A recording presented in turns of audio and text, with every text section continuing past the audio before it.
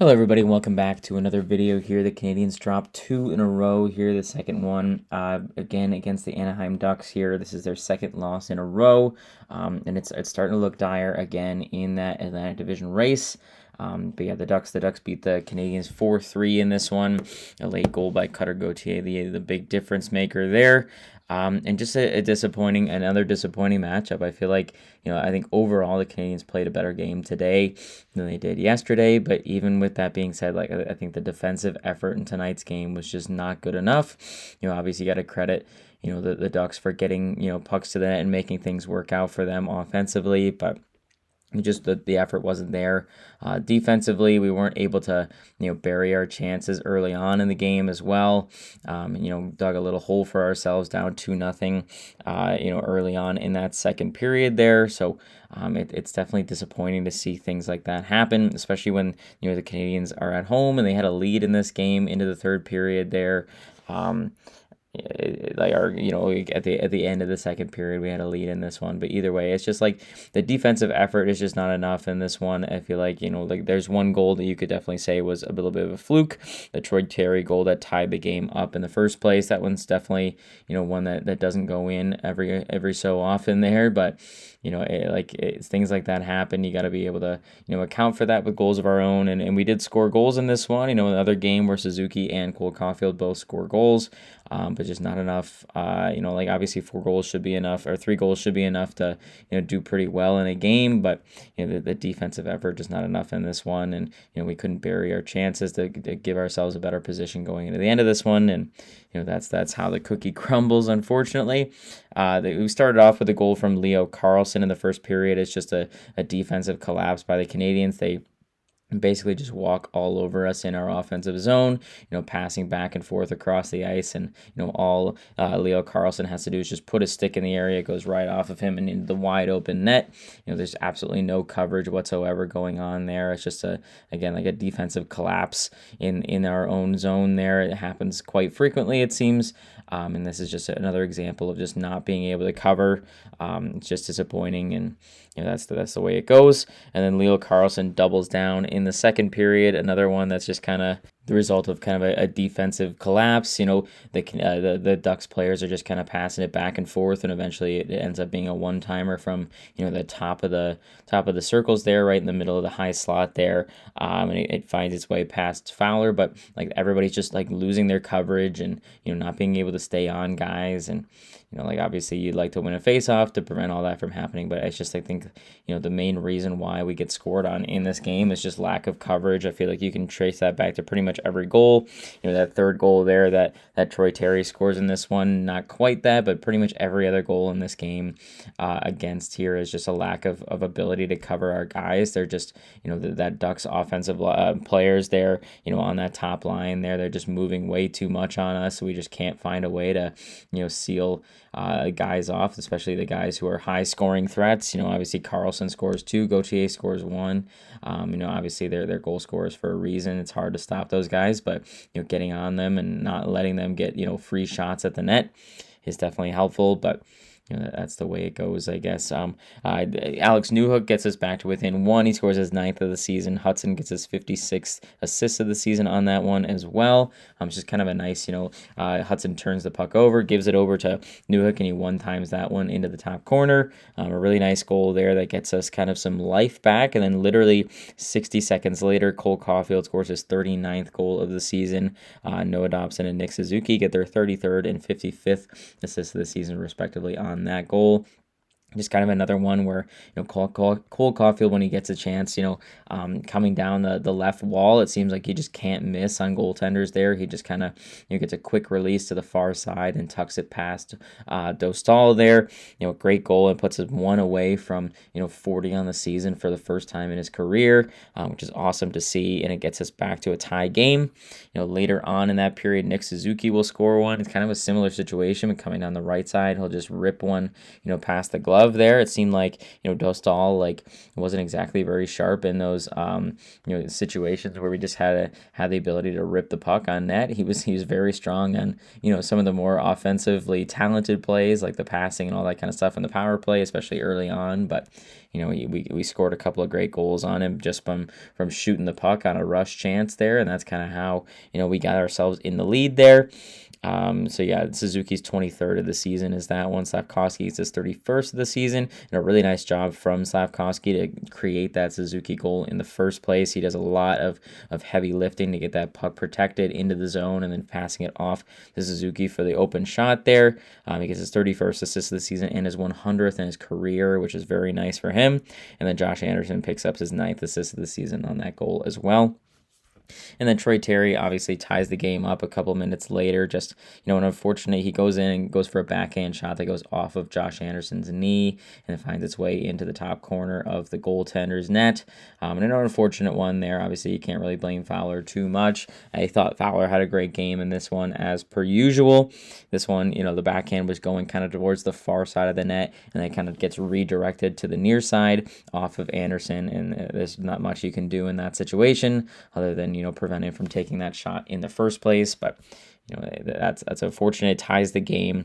And then we played a pretty tight third period, but at the end of the day, Cutter Gauthier with 2.5 minutes left finds a way to tuck one 5-hole on Jacob Fowler. And this one all starts from there's a puck battle on the wall. Hudson gets a little bit too aggressive on that puck battle, leaves nobody out front of the net, and all Gauthier has to do is just cut back towards the net. And his teammate finds a way to dig it out from the wall and finds Gauthier wide open in front of the net there. And that's on Lane Hudson, and bless him. Obviously, he's one of the best players on this team, but defensively, there's some things that he definitely needs to work on moving forward. And one of those things is not losing coverage and losing a defensive mindset in general for the sake of offense. And this is an example of him trying to find a way to pick a puck out on the wall and start some offense going the other way. Completely loses his man in the process, who goes wide open on the front of the net and scores. That ends up being the game-winning goal for Anaheim.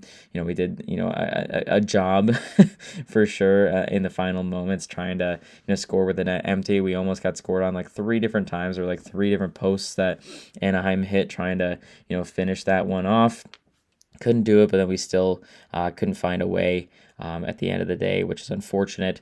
We just kept firing pucks that couldn't work out, and we had that one chance with 11 seconds left or whatever, and Hudson couldn't really corral the face-off win by Deneau, and that pretty much killed the entire game there. So ups and downs for Hudson and ups and downs for the entire team for sure. It's definitely disappointing and not something that we want to see there. It's just like the defensive lapses are really frustrating, and I feel like there's moments where the games like this, games yesterday as well, and all that stuff. These are games that the Canadians are very capable of winning. It's just a matter of whether or not we're going to play a 60-minute performance. If we're going to play an offensive game and a defensive game, you can't sacrifice defense for the sake of offense, especially if you're only going to score 3 goals in the game total. And in this one, we didn't really finish every chance that we could have finished. Offensively, we left some opportunities there. Obviously, credit to the goaltender for making saves as well. But then defensively, just a lot of missed coverages, and our top guys on the ice being on that position to play defense and just not being capable of covering the Ducks on offense there. And that's kind of what leads to this loss here. And again, it's another winnable game where we actually had great goaltending. That's been something that's been a problem in the past, but now it seems like we've got good goaltending, but we can't protect our goaltender the way that we'd like to, and that's leading to some big problems coming up here. And of course, that's 2 regulation losses in a row for the Canadians, who had a nice lead in that 3rd place in the Atlantic position, and now face, they're only 2 points ahead of Boston. They're only 2 points ahead of Detroit. They're only 3 points ahead of Columbus, and then you go all the way back to Ottawa. They're only 5 points ahead of them. So it's very feasible that, the Canadians continue to play the way they're playing, and they fall completely out of the playoff spot, and they're on the outside looking in. We've only got, a couple weeks left in this NHL season, believe it or not. So, this this is crunch time for the Canadians. This is not a time for them to start, messing around with, what they're doing defensively. Like, this is a moment, like we've already kind of seen it. Obviously, we saw like Matumbo, obviously the decision being made there, and then Gallagher being healthy scratch for the first time in his career. We've seen Martin St. Louis make some hard decisions, but I think it's definitely time for Martin St. Louis to have a talk with this team and kind of go back to square one and say we need to play a more intelligent defensive game, even if it comes at the expense of offense. Because I feel like the Canadians are a very, very skilled offensive team, but this defense is just not championship caliber. And not only that, but if we continue to play defensively the way that we're playing and allow guys to just kind of go uncovered and take shots at our goalie there, it's just gonna we're not gonna make the playoffs with defense like that. And it's just not going to work out. So we need to find a way, to turn things around in a hurry, because it's coming down to the wire, of course, and every point counts, and we are not collecting those points in the way that we should be right now. So that's pretty much all I have for this one. It's just another defensively poor performance, in my opinion. Obviously there's some some good moments in there for sure, but I like all of the goals except for maybe one that Anaheim scored tonight are all due to lack of coverage defensively, guys not being on their guy, and letting guys kind of just roam free towards the net, and that's what causes all of these different goals to happen. We're just late on the coverage. We're not in front of guys when they're taking shots, and all those kind of things are leading to goals going the other way. If we continue to play like that, it's just not going to look like it's going to be very good for us as we go into what is the final 20 games or a little bit less than that. 16 games left in the regular season here. It's going to be tight. And so again, we're only 2 points ahead of the two guys in that wild card position, both of which Atlantic teams, and then Columbus is only 3 points behind us as well. So it's very feasible that we go on a losing streak and we lose our spot completely, and then we have to fight back to get back into the playoffs the same way we did last year. And I feel like considering the fact that we've been such a successful team all year in the grand scheme of things, we definitely deserve to be in a playoff position, and they have to just prove it here in these last 16 games to make it work. So I'm gonna make a bold prediction right now. My bold prediction is that the Canadians need to get points in 10 of their last 16 games. If they don't get points in 10 of their last 16 games, they will miss the playoffs this season. That's my bold prediction. Hopefully it works out for us, as we go down the stretch and we find a way to get those points.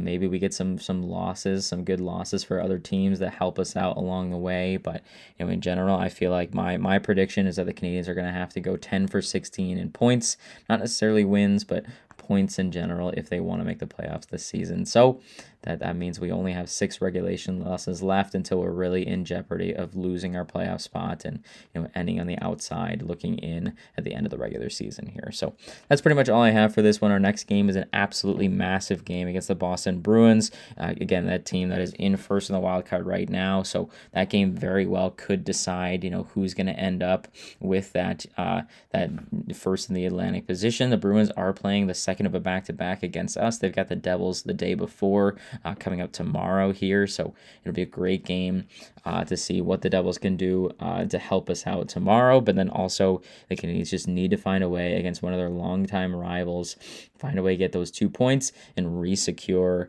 that third place in the Atlantic spot there. So that is pretty much all I have for this one. Hopefully the Canadians can get a big 2 points against Boston, and I will see you after that happens on Tuesday night.